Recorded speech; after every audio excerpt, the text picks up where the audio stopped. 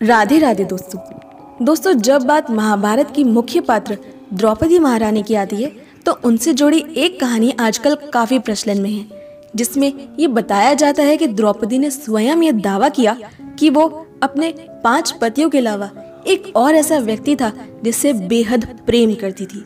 क्या सच्चाई है इन दावों में और इन कहानियों के पीछे? क्या है ये कहानी?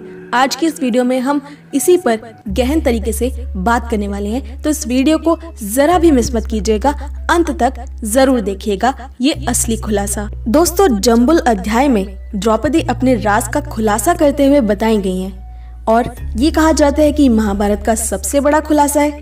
तो चलिए दोस्तों, बिना किसी देरी के जानते हैं कि क्या है ये खुलासा। दोस्तों, ये एक प्रचलित कथा है कि पांडवों के वनवास के 12वें वर्ष के दौरान एक दिन द्रौपदी ने एक पेड़ पर पके हुए जामुनों का गुच्छा लटकते देखा। द्रौपदी ने उस जामुन के गुच्छे को देखते ही तोड़ लिया। द्रौपदी के गुच्छा तोड़ने के बाद भगवान श्री कृष्ण तुरंत वहां पर प्रकट हो जाते हैं। भगवान कृष्ण ने द्रौपदी को बताया कि ये तुमने क्या किया। इस फल से एक साधु अपने 12 वर्षों का उपवास तोड़ने वाले थे। अब द्रौपदी ने वो फल तोड़ लिए हैं तो द्रौपदी और पांडव साधु के क्रोध का शिकार हो सकते हैं। इसके बाद द्रौपदी ने श्री कृष्ण से कहा कि हे गोविंद, हमें साधु के प्रकोप से बचने का मार्ग बताएं। भगवान श्री कृष्ण ने एक उपाय बताया। इसके लिए द्रौपदी और पांडवों को पेड़ के नीचे जाकर केवल सत्य बोलना होगा। भगवान श्री कृष्ण ने जामुनों को पेड़ के नीचे रख दिया और उनसे कहा कि अब आप सभी बारी बारी से आकर अपने जीवन का एक रहस्य खोलें। अगर तुम सभी अपने रहस्य बताओगे तो फल पेड़ पर वापस लग जाएगा और तुम सभी साधु के कोप से बच जाओगे। सबसे पहले श्री कृष्ण ने युधिष्ठिर को बुलाया। युधिष्ठिर ने कहा, दुनिया में सत्य, ईमानदारी और सहिष्णुता का प्रचार होना चाहिए, जबकि बेईमानी और दुष्टता का सर्वनाश होना चाहिए। युधिष्ठिर ने पांडवों के साथ हुए सभी बुरे घटनाक्रमों के लिए सीधे तौर पर द्रौपदी को जिम्मेदार ठहराया। युधिष्ठिर के ये सत्य बोलते ही कहा जाता है कि फल जमीन से 2 फीट ऊपर उठ गया। अब बारी भीम की थी।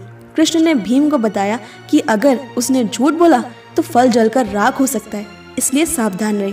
भीम ने कहा कि लड़ाई, खाना और संभोग के प्रति उनकी आसक्ति कभी कम नहीं होती और साथ ही ये भी कहा कि वो धृतराष्ट्र के सभी पुत्रों को मार देंगे।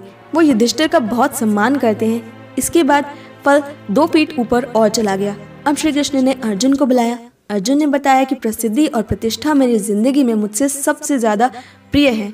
जब तक मैं कर्ण को नहीं मार दूंगा तब तक मेरे जीवन का उद्देश्य पूरा नहीं होगा। मैं इसके लिए कुछ भी करना पसंद करूंगा। मैं धर्म के विरुद्ध की चाहे इसके लिए क्यों ना चला जाऊं। अर्जुन के बाद नकुल और सहदेव ने भी अपने रहस्य ना छुपाते हुए सब कुछ सच बताया। अब फल वृक्ष के बिल्कुल करीब जा पहुंचा। अब केवल द्रौपदी बची हुई थी। द्रौपदी ने कहा, मेरे 5 पति मेरे ज्ञानेंद्रियों के समान हैं। जैसे कान, नाक, आँख, मुख और शरीर होता है, लेकिन मैं उन सभी के दुर्भाग्य का कारण भी हूँ। मैं बिना सोच विचार किए अपने कार्यों को कर देती हूँ, जिससे मुझे बाद में पछतावा होता है। द्रौपदी की ये सब बातें जानने के बाद फल ऊपर नहीं गया। तब श्री कृष्ण ने बताया कि द्रौपदी, तुम कोई ना कोई रहस्य छुपा रही हो। द्रौपदी को समझ आ गया अब उसे क्या करना है और उसने अपने 5 पतियों की ओर देखा और बताया एक हैरत अंगेज रहस्य। द्रौपदी ने कहा कि मैं आप 5 से प्रेम करती हूँ, लेकिन मैं छठे पुरुष से भी प्रेम करती हूँ। मैं कर्ण से प्रेम करती हूँ। जाति की वजह से मैं उससे विवाह नहीं कर पाई, जिसका मुझे बहुत पछतावा आज भी है। अगर मैं कर्ण से विवाह कर लेती तो शायद मुझे इतने दुख नहीं देखने पड़ते। ये सब सुनते ही 5 पांडव हैरान रह गए, लेकिन किसी ने भी कुछ नहीं कहा।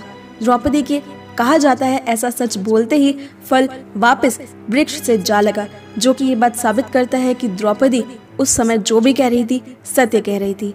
अब ये देखते हैं कि क्या है इस कहानी के पीछे का असली रहस्य। क्या ये कहानी वास्तव में सत्य है?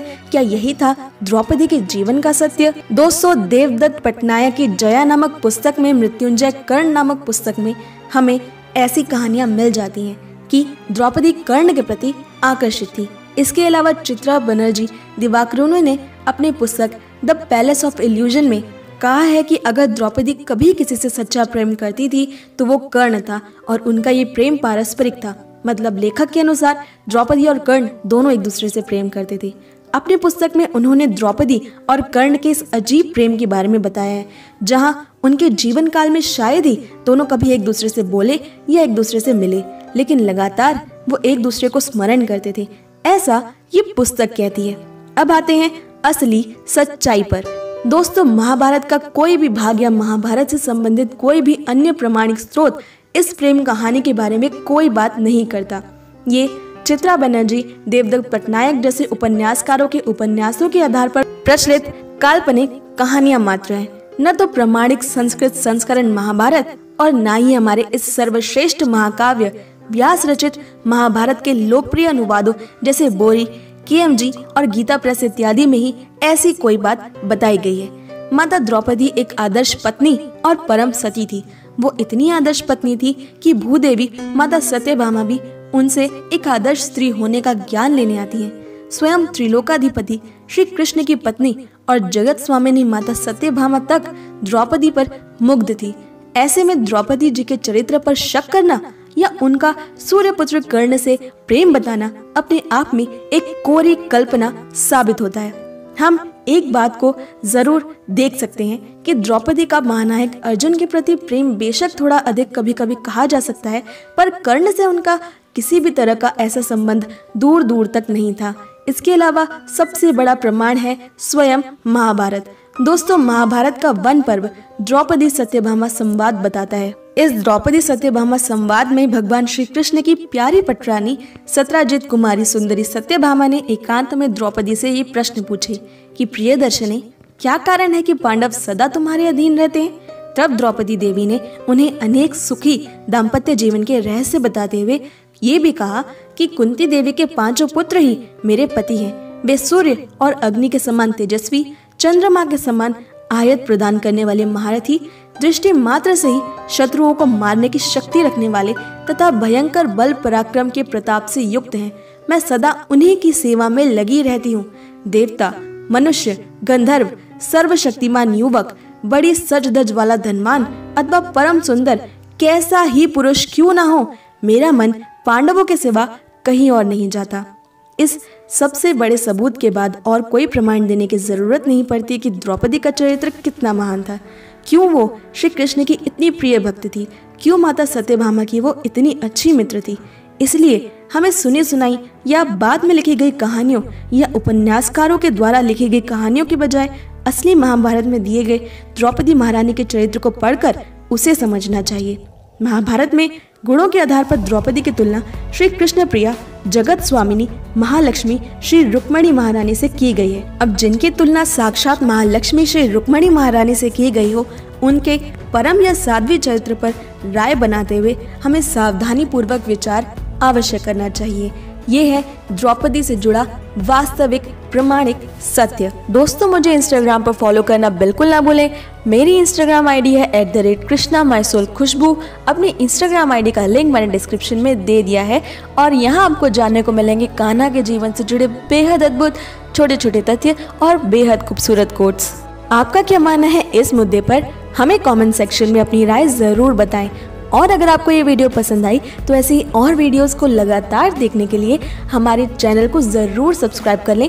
इस वीडियो को लाइक करें, शेयर करें और नोटिफिकेशन बेल ऑन करना बिल्कुल ना भूलें, ताकि हमारी सारी नई वीडियोस की नोटिफिकेशन सबसे पहले पहुंचे आप तक। मैं मिलती हूँ आपसे अगली वीडियो में। तब तक के लिए stay happy and Radhe Radhe.